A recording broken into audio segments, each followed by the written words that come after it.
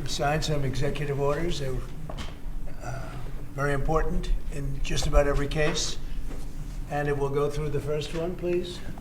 Do you want to? Yeah, Mr. President, this is an executive order on crypto. We're going to be, oh, sorry, we're doing it first. Sorry, Mr. President, this is an executive order on AI. We're basically announcing the administration's policy to make America the world capital in artificial intelligence and to dominate and to lead the world in AI. Do you want to say your name, your full Yeah, name David and Sachs, serial? AI and Crypto Czar. David is one of the greatest in the world at AI.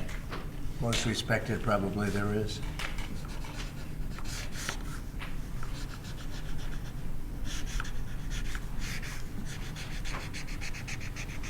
So that should take us to the forefront, right? Absolutely. We got to win. Okay. Thank you. And this, David, is? Yeah, this is the crypto EO. We're going to be forming an internal working group to make America the world capital in crypto under your leadership. Which is really going up, right? Absolutely.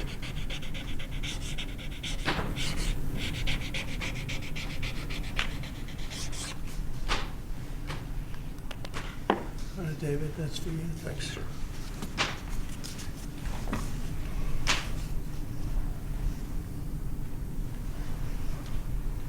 You find them exciting? They might not be exciting, but we're going to make a lot of money for the country. Thank you, sir. Okay. And so is David. You have to check him out.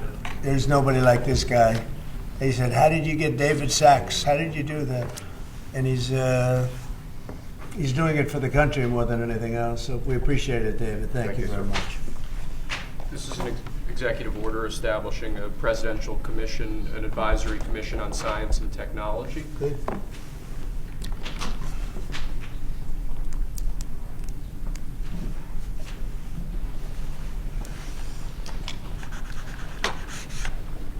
Do you want to explain that a little bit?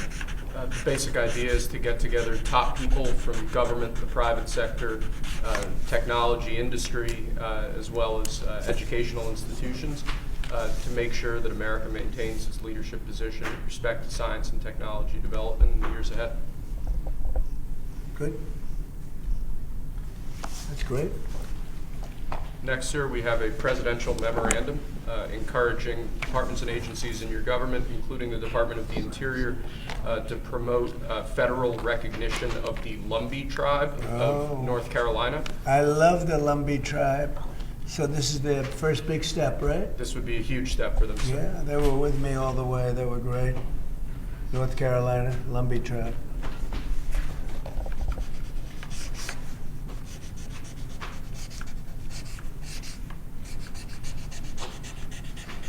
Okay, well, you'll send them a copy of that? Yes, sir. They were great. Okay? And if you'd like, I could get them that pen, sir, as well. Yeah, let's do that. Next, we have a set of pardons for peaceful pro-life protesters who were prosecuted by the Biden administration for exercising their First Amendment rights. Do you know how many? I believe it's 23, sir. 23 people were prosecuted. They should not have been prosecuted. Many of them are elderly people. They should not have been prosecuted. This is a great honor to sign this.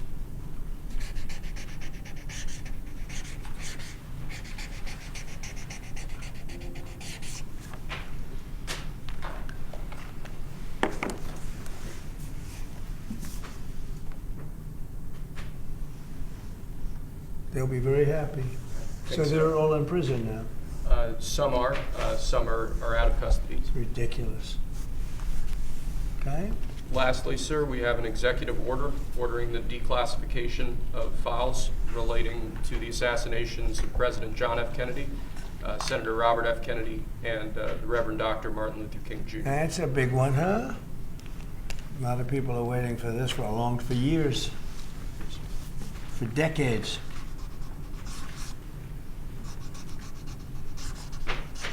And everything will be revealed. Okay. Give that to RFK Jr. Yes, sir. Okay.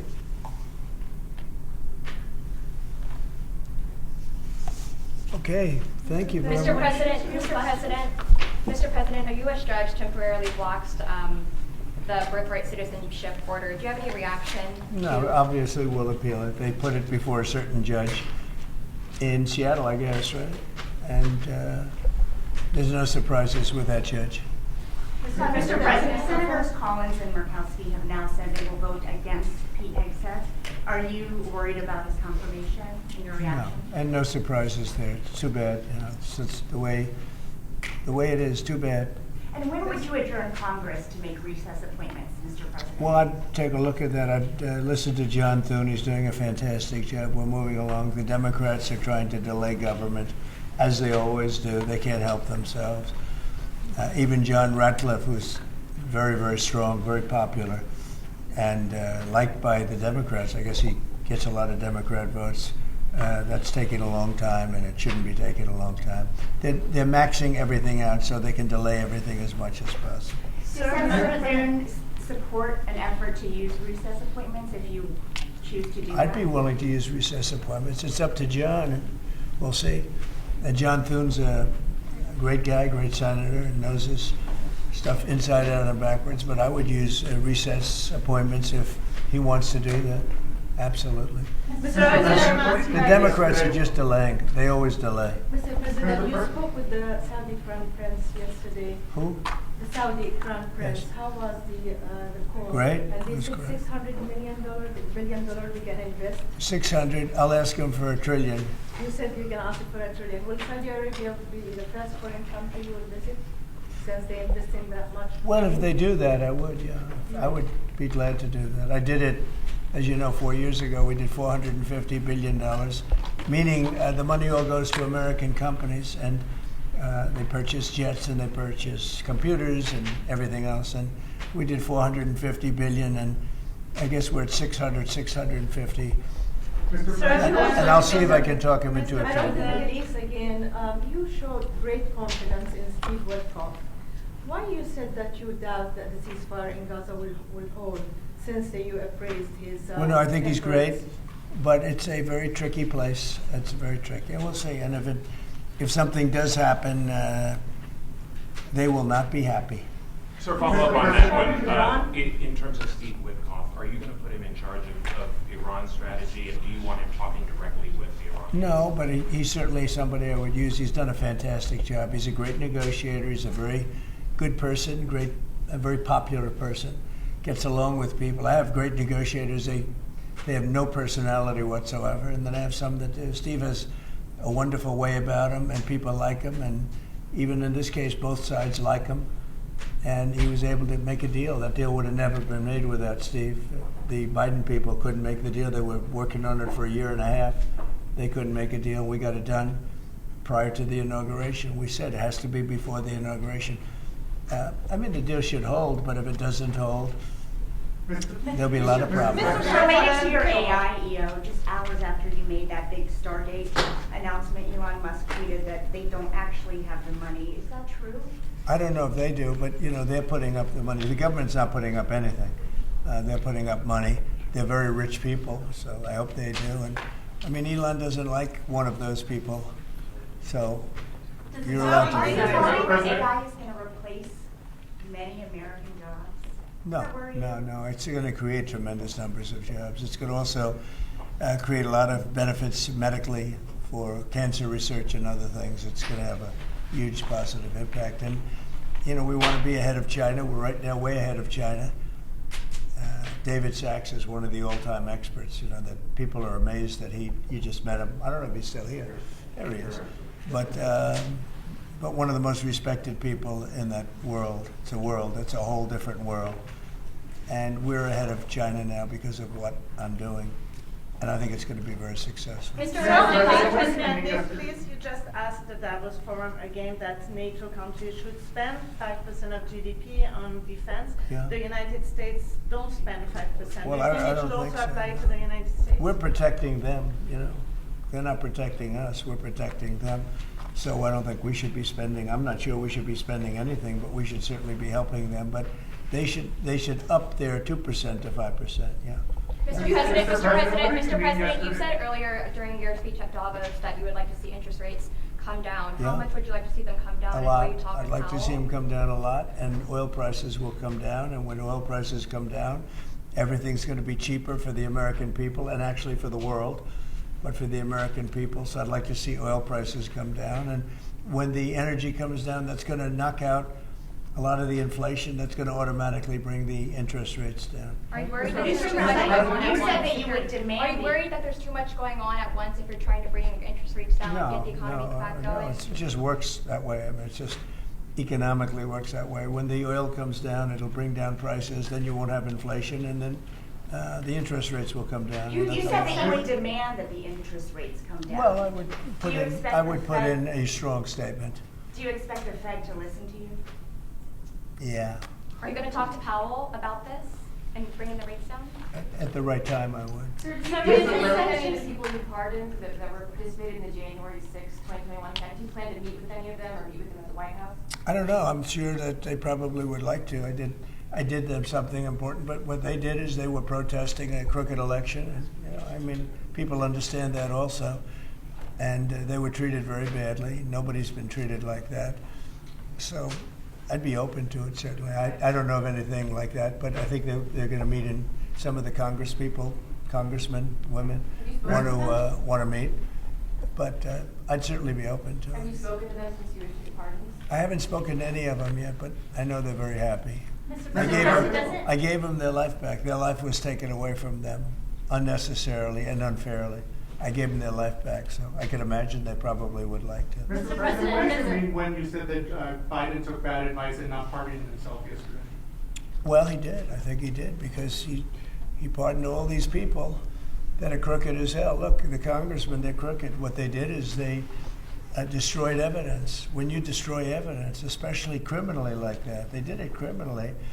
And the reason they destroyed the evidence is because it proved that I was right. They didn't destroy evidence for no reason. They destroyed it because they found many documents saying that I offered 10,000 soldiers. If they had 500 soldiers or National Guard, there would have been no problem. If they had 200, that would have been. I offered 10,000 if they needed them. There would have been no problem. That's been now totally disproven. And it's also been disproven by Nancy Pelosi's daughter, who has her on tape saying it was her fault, that she has full responsibility for this. And they have all that stuff. They destroyed everything. And they go through a year and a half, 2 years of nonsense. They come up with tremendous evidence, and they destroyed evidence. And Schiff knew about it. That's why he's on there. He knew all about the destruction of evidence. A lot of people said he's the one that got him to do it. And he's a crooked guy, totally crooked politician. And so he's pardoned, and some other people are pardoned. And these are crooked politicians, every one of them.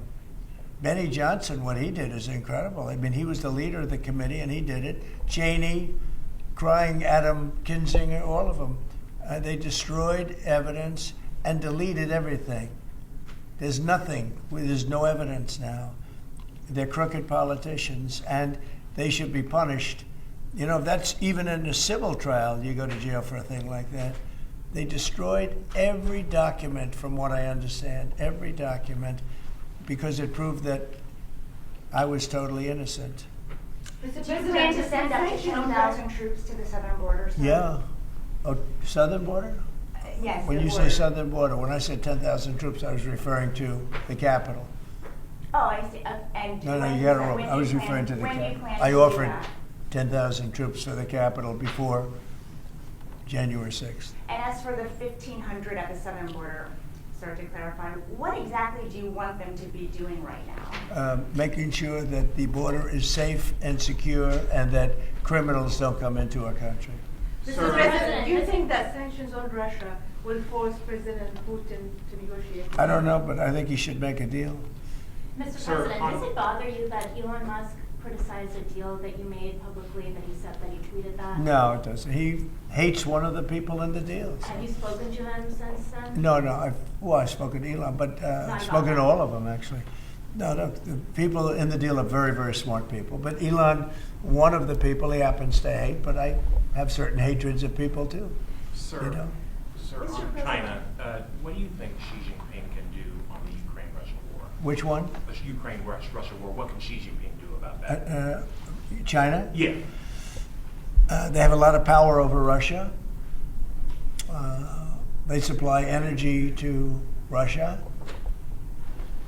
And Russia supplies energy to them. They supply other things to, it's really a very big trade. It's a very big trading partner. But Russia supplies a lot of energy to China. China pays them a lot of money for that. And I think they have a lot of power over Russia. So I think Russia should want to make a deal. Maybe they want to make a deal. I think from what I hear, Putin would like to see me, and we'll meet as soon as we can. I'd meet immediately. Every day we don't meet, soldiers are being killed in a battlefield. And that battlefield is like no battlefield since World War II. That's it. And I have pictures that you don't want to see. Soldiers are being killed on a daily basis at numbers that we haven't seen in decades. And it would be nice to end that war. It's a ridiculous war. You said that Ukraine's ready to make a deal. Did President Zelensky tell you that? Yeah, sure. He's ready to negotiate a deal. He'd like to stop. He's somebody that lost a lot of soldiers, and so did Russia. Lost a lot. Russia lost more soldiers. They lost 800,000 soldiers. Would you say that's a lot? I'd say it's a lot.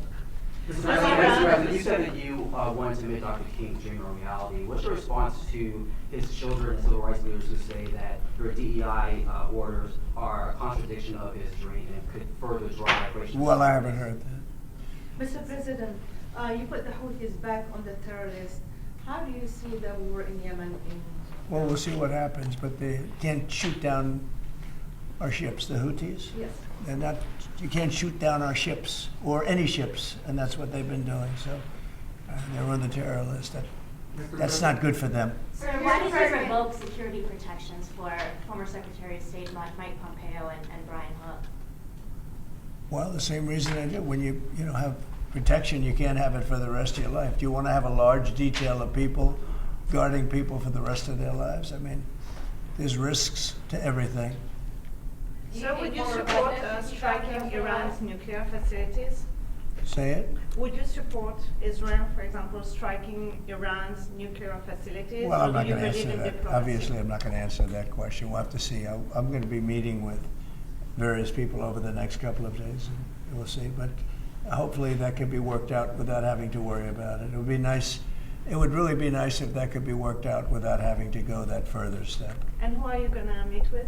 Well, I'd rather not say that, but very high-level people. But hopefully that can be worked out. Look, Iran hopefully will make a deal, and if they don't make a deal, I guess that's okay too. And Mr. President, just to follow up, you said you think the Fed should listen to you. Can you elaborate on why you think it should? With regard to interest rates? Correct, yes. Because I think I know interest rates much better than they do. And I think I know it certainly much better than the one who's primarily in charge of making that decision. But no, I'm guided by them very much. But if I disagree, I will let it be known. Sir, your tariffs planned for China and Mexico are much tougher. The ones for Canada and Mexico are much tougher than the one for China. Why is it softer for China? Well, China's already paying a lot of tariffs because of me. And when you add them up, I would say, they're paying a lot. They paid hundreds of billions of dollars. They never paid 10 cents until I came along. When I came along, they've paid hundreds of billions of dollars. Never paid anything. And so they've already started at a higher base. Is February 1st the date for Chinese tariffs as well, sir? February 1, or was that just Mexico and Canada? It's Mexico and Canada, but we're talking about China too. Look, China's sending us tremendous amounts of bad drugs, fentanyl. Really bad stuff. Most of it comes through Mexico. And we're losing, I think, 300,000 lives a year because of that. People say 150, 100, 120. I think 300,000 lives a year. Those are old numbers. The lower number is a low number. And we can't have that. They've got to stop sending it. I had a deal with President Xi, but it was a deal that wasn't followed up by Biden, of course. where they were going to issue the death penalty to people that make fentanyl, and that would have stopped it. But we'll have to stop it with tariffs. Okay.